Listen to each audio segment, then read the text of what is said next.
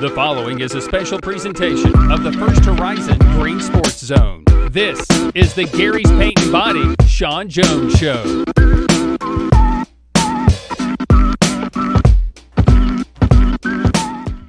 Welcome back to First Horizon's Green Sports Zone, and welcome back to this week's edition of the Gary's Paint and Body Shop Shawn Jones Show, where we cover everything out here on Rebel Hill with the South Greene Rebels football team.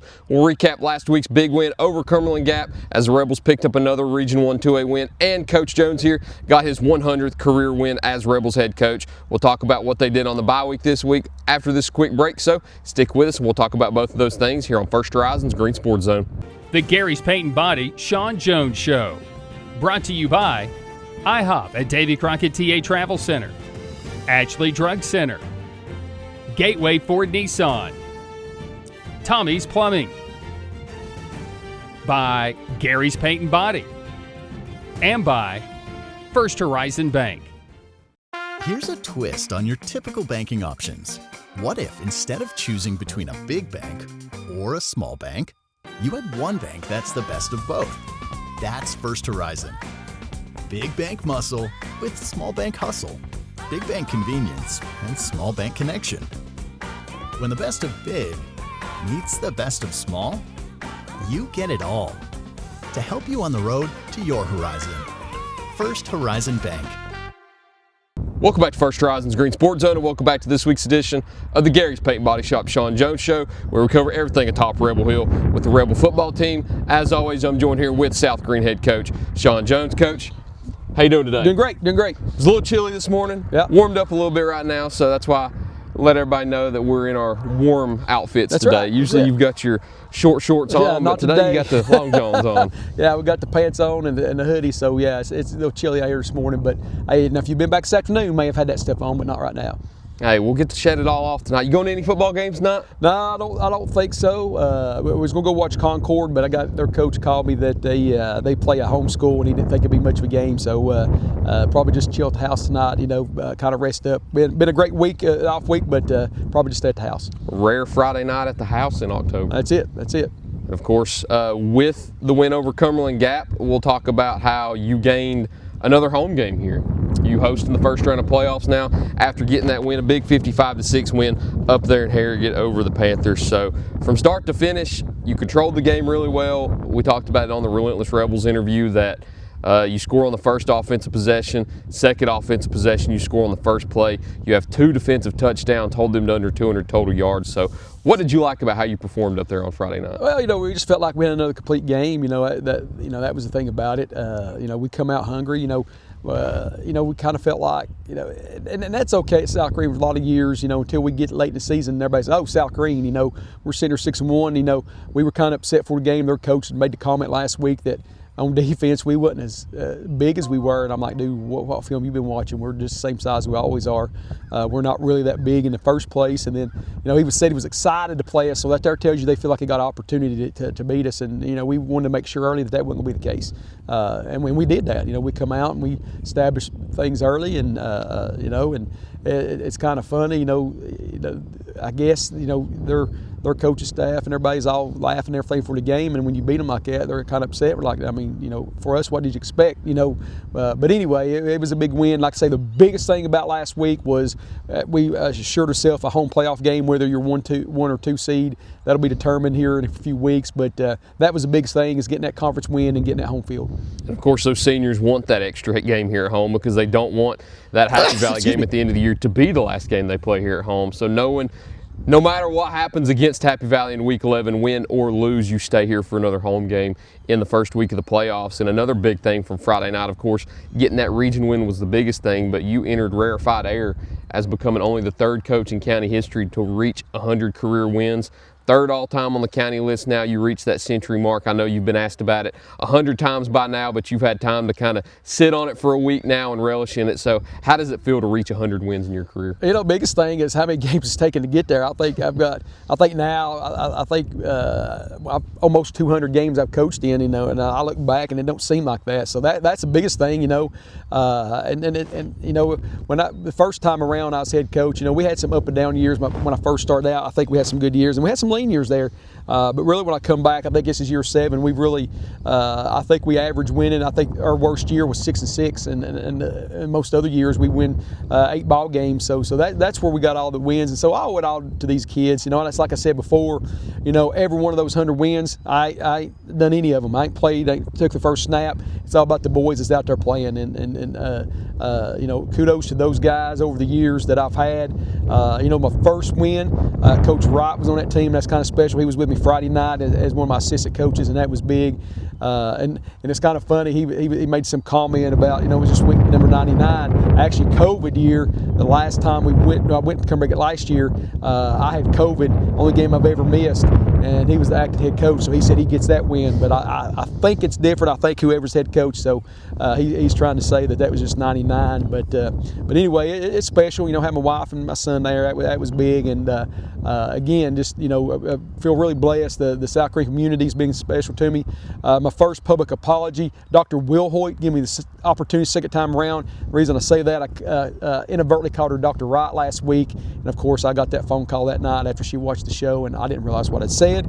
But Dr. Wright is not who it is. It's Dr. Will Hoyt. All right, just want to make sure that's up there. That gave me the opportunity, and Coach Hosey. And the second time around, I'm sure people was leery. They people was like, you've done it before, And but come around, and there was people in the community that when we have the second time around, and then when we went that first year, went 10-0 in the regular season, and again I learned a lot, and that's what I wanted people to understand. I learned a lot from having the first time that I'd done different the second time around, and so I'm just really blessed to be sitting here, and they asked me how many more I got. I said I don't know. I still enjoy it, still coaching, still enjoy teaching. Yes, this is year 30. I can retire this year, but I'm not going to. So as long as they'll have me, I'm going to continue to coach and teach here at South Greene, and until they have to probably carry me out. You got an early post-game shower too after the win on Friday night. I know that was something that you probably didn't expect or see coming. How cold was that post-game shower? I did expect it. I was kind of told it was going on. And, when they come and got my microphone for you, I knew what was going on. But daggone it, I slipped up and wasn't paying attention when they got me, and it was cold. So they did get me. But again, I kind of knew. I at first saw Dr. Will Hoyt carrying in a cooler, and I was like, why is she carrying a cooler in? Then I figured out later what that was all about. And but yeah, it was it was big, and I think, and one thing that stuff like that, it's when you boys come up after the game and congratulate you. Again, that's what's big, because it's special that those boys, because I tell everybody, those boys are like my family, and I tell them all the time, once you graduate, I'll do anything for you one time. All right, and what I mean by that, if you do the same thing twice, don't call me. But if you screw up in life, I'll be there for you, because you're part of South Greene and you're part of this fraternity. So it was big, having all those guys there and having my family with me and everything. So just a special night. Now we got to keep going on. It's got that over with. So we got to get back into action.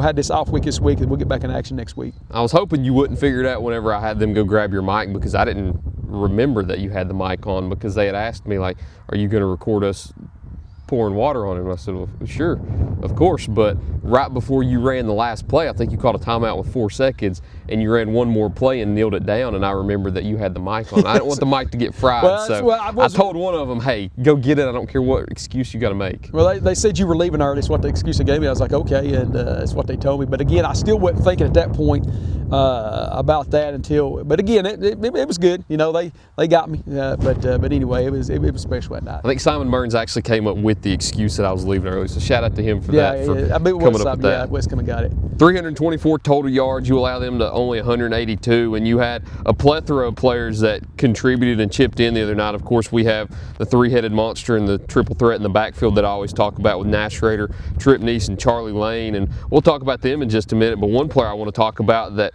arguably had the biggest impact on the game was Trent Haynes, because he had 7 tackles, 1 assist, an interception that he returned to the end zone for 46 yards, and he was everywhere on defense. And I think Cumberland Gap may have not expected him, because you're not expecting a freshman to make big-time plays like that in a region game, but he stepped up big time on Friday night. That's how big of a player he is for us, because when he came here, we knew he was going to play early, but back in the preseason, we had him at corner. Then within the preseason, we moved him to outside linebacker. And then the season started, and we moved him to inside, and he's turned out to be a great inside linebacker. He's played linebacker before. He's just athletic, and He's quick and get the ball. Yeah, people might say he's undersized, but his quickness makes up for it. And he's been a joy to have there this year as a freshman. I think that's like maybe 4th or 5th interception he's had from the inside backer and returned that one. Then Charlie had an unbelievable interception. He had one, kind of caught it over the shoulder and returned it. So defense, and that's what the thing about it is. We're still playing well defensively, and that's what keeps you in games. And then the turnover margin. I think now we're somewhere around like plus 16. That's what I was thinking.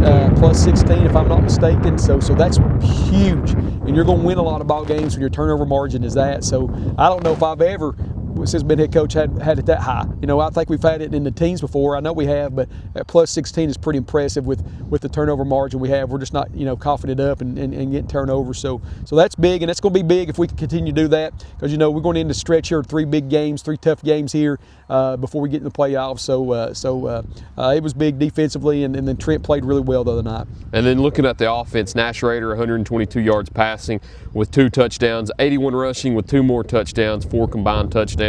Trip Neese 119 rushing, 2 touchdowns. Charlie Lane 1 reception, but it was a big 60-yard receiving touchdown from Nash. And that's the play I want to talk about, because where I was on the sideline, and I think where you were, you didn't even notice that Charlie was down there. I think you were telling Nash to run it outside, and he sees him, throws a bomb, gets hit late, gets drilled out of bounds, still completes the pass, and it goes for a touchdown. Huge play on Friday night. Talk about how it developed in your eyes once you've seen it on film afterwards. Well, we've been on Nash about, if he didn't have things downfield to take off running, and that's what I saw. Then when I looked up, I was like, who's he throwing it to?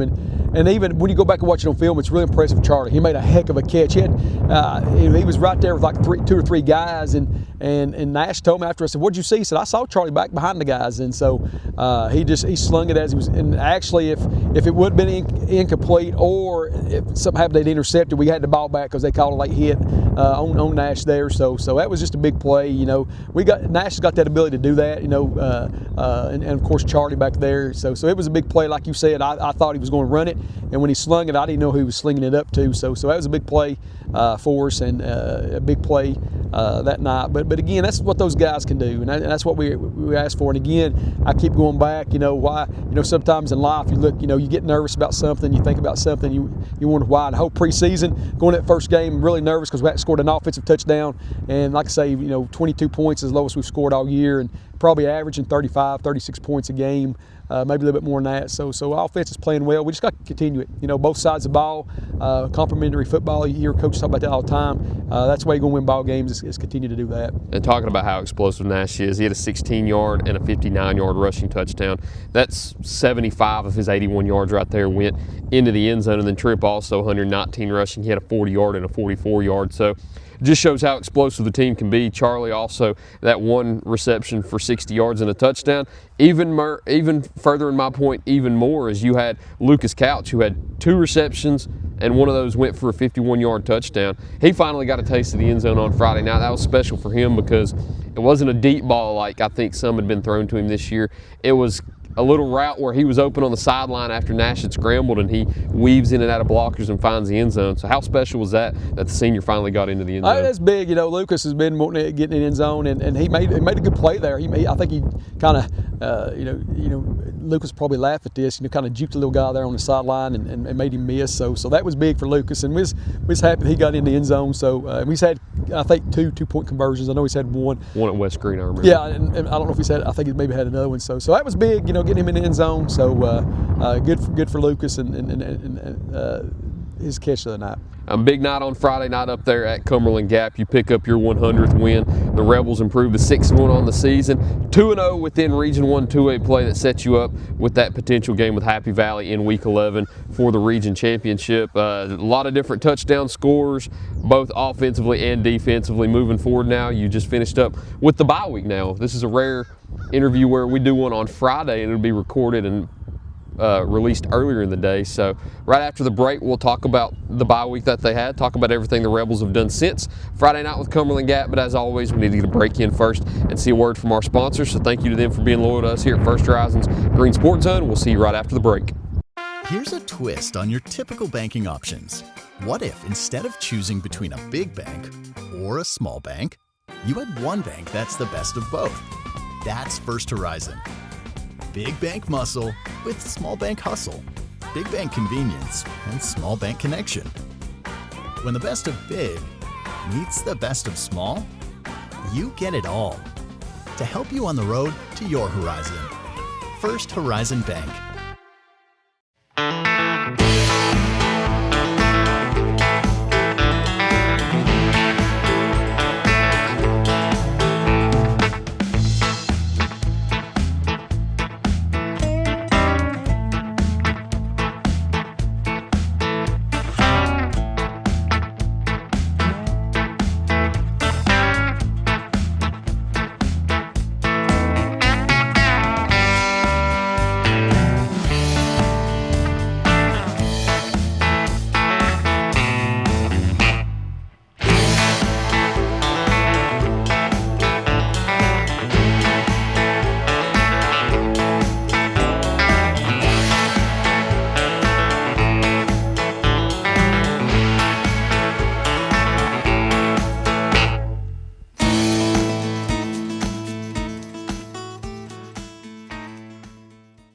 Tommy's Plumbing has been in business for 30 years, and we're still growing because we treat our customers like family. We are proud to do any job from kitchen faucet installation to a complete home repipe. Tommy's Plumbing offers warranties on most products installed by our technicians. When the job is done, our friendly professionals make sure to clean up. We invite you to visit our new showroom in Jonesboro to see our quality products for yourself. Tommy's is the only one to call when you need a fast, reliable, professional plumber in the Tri-Cities. At many dealerships, you get what you'd expect: games, gimmicks, and shady sales tactics. At Gateway Nissan in Greenville, expect the unexpected: low prices, convenient service, and a great buying experience. Get our Gateway exclusive lifetime powertrain warranty. No worries for life. You deserve the unexpected. It's the #1 reason you gotta get to Gateway. Shop online at gatewaynissangreenville.com. Or take the super short drive down Highway 11E to Gateway Nissan in Greenville. Win or lose, it's a family tradition.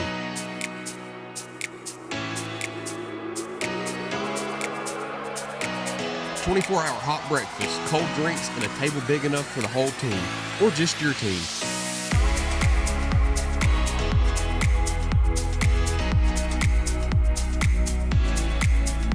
IHOP at Davy Crockett Travel Center. Breakfast that brings you back. Open 24/7 right off I-81, exit 36. Welcome back to First Horizon's Green Sports Zone, and welcome back to this week's edition of the Gary's Paint and Body Shop Shawn Jones Show, where we cover everything here on Rebel Hill with the South Greene Rebels football team. As always, I'm joined here with head coach Shawn Jones. So you get that bye week now. I know since the 5 years that I've been covering South Greene, you've had it either late in the year, real early in the year. So I think this is the first time where you've had it kind of on fall break. You may have had it on fall break last year. Nope, never had. First year on fall break? First year on fall break. So something different for you. I know usually we do the interview earlier in the week and talk about, what do you plan on fall break, but we're doing the interview after fall break this time here on Friday after your week of practice and vacation. So talk about the week that you had this week with the bye week and vacation and everything in between. Well, last couple years it was week 2, and that was tough, because you had that big long stretch, and then before that we always had it week 10, or week 11, and that was interesting because you could go watch the teams who's going to play. First year we've ever had it during fall break, and I've talked to many coaches how they've done it, and we gave them all 5 days. After the game last Friday night, I told them I wanted to see them on Thursday. So we practiced yesterday morning, this morning, and it's been great. Give them time to heal up, and I told them not to think about football for 5 days because over the years we've had trouble with about halfway through the year, towards the end of the year, you just kind of that grind, you just kind of lose interest, it seems like, and focus. And so I'm hoping, and I think it has rejuvenated the team to make us stretch here because I have. Me and my wife, we left Saturday and come back Tuesday. We went to the beach.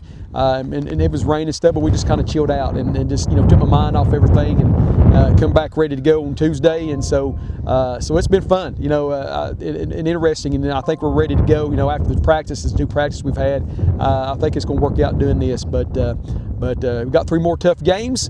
We'll start preparing. At practice this week, we worked on us. We didn't spend a lot of time. We didn't spend any time hard on Concord. We talked about their formations a little bit. We worked on stuff we needed to offensively, defensively for the rest of the year. And we said we'd come back here Monday. We'll start worrying about Concord then. So it's been a good week. And of course, practicing early too has a lot of benefits also. You have the rest of the day to do whatever you want. You get them up early like you would on a school day. So what are the benefits to you of having these early practices? Well, you just, like you say, get it over with. Let those guys have the rest of it, because that's what we've been used to, because we've always practiced every day on fall break because we had a game that week. And I'd come in early, and, just because you felt like you wanted to give them some time to do stuff during the day. So I told them, yeah, you've had 3 days off this week, and we'll come in early. Then you have the rest of the day and do whatever you want to. So that's that's why we go early. Early in the year we went at 6 in the morning because we had a PLC, and actually the first round of playoff week, we already know on that Tuesday we're going to go at 6 in the morning. Coach Burns, offense coordinator, his son is getting married that afternoon on a Tuesday at 4 o'clock. So I already told the boys, we're going to go early that morning. We ain't not going to practice. I mean, it's just the way it is. We're going to practice, so we'll go early that morning. So that'll be the last one. The thing about it is, on these early morning practices, getting them here is the biggest thing. But once you get them going, I think they enjoy it, because again, they get their juices flowing for the rest of the day. So it's just the biggest thing about early morning practice is just getting here and getting going. After that, everything's fine. How weird is it not having a game on Friday night in October and not going to a game on Friday night? Well, has it really set in yet? Yeah, I mean, before we always, when we were off, even week 2, we didn't go watch a game, but just for the fact of, they didn't have a lot to watch. And week 10, we'd always go watch a team was going to do in the playoffs. So I was going to go watch Concord. They actually play tomorrow, but their coach called me and said, "Coach, let's go ahead and trade films. They got a homeschool team. It's Concord's first year varsity level, so I'm not going to do that. So tonight, I guess we'll just stay at home and." I don't know. It'll be weird. I will keep up with scores, and I think there'll be one on TV from East Tennessee or maybe Southwest Virginia. I think it might be the Rock Cove game. Yeah, I can't remember. So I may watch it. But my wife's always talking. Even when we were on vacation, we were football was on. I was watching last Saturday and Sunday, and even and everything. She's like, "You're always out during football." I said, "Yeah, during football season I am." So it's been fun, rejuvenating, and enjoyed the week off. But we're ready to get back at it. A few weeks ago that went off, and I couldn't find the word to describe its compliment. I compliment you for your ringtone. It's a nice song. Yeah. I could not, for the life of me, remember what word. Yeah, yes, it's fantastic Creed, yeah. song. A big Creed fan. So that's the only one I could find there. So that's my ringtone. And sorry about that, but anyway. Is that your favorite Creed song? No. I think it's One Last Breath. Okay, That's my favorite one. But big time Creed fan. And even what's crazy, the kids in school. They said, "What y'all listen to Creed for?" And it's kind of weird, talk about that. I'm a big 80s fan, and sometimes I'll play 80s music and the kids are singing along, and I realize their parents and grandparents listen to a lot of 80s music, so that's all I listen to, and even Creed in his 90s. My son, I got in his car one day, he had Creed on. I was like, what are you doing? And so, but yeah, big time fan of Creed. Creed's got some jams. One Last Breath, 6 Feet Down. Higher, with arms wide open. Yeah, they got some jams. Yeah, they got some good jams. The kids need to listen to Creed. I mean, if any of the players are watching this, you need to check out the Creed albums. But I think that's all we've got. It's a weird week. Get the bye week over with now. Get to chill out on Friday night before you start, I guess, the back third of your schedule now with Concord Christian, Eagleton, and Happy Valley. So we'll talk about Concord next week, but unless there's anything else you'd like to add, I believe that's all we got. We'll see you next week. All right, watch Relentless Rebels tomorrow morning, 8 a.m. Also, you can check out that Cumberland Gap game and everything that was involved with Coach Jones's 100th win. But that's all we got this week. So, Coach, thank you very much. Appreciate you sitting down with me. Thank you all for watching this week's edition of the Gary's Paint and Body Shop Shawn Jones Show. Look forward to seeing you next time here on First Horizons Green Sports Zone.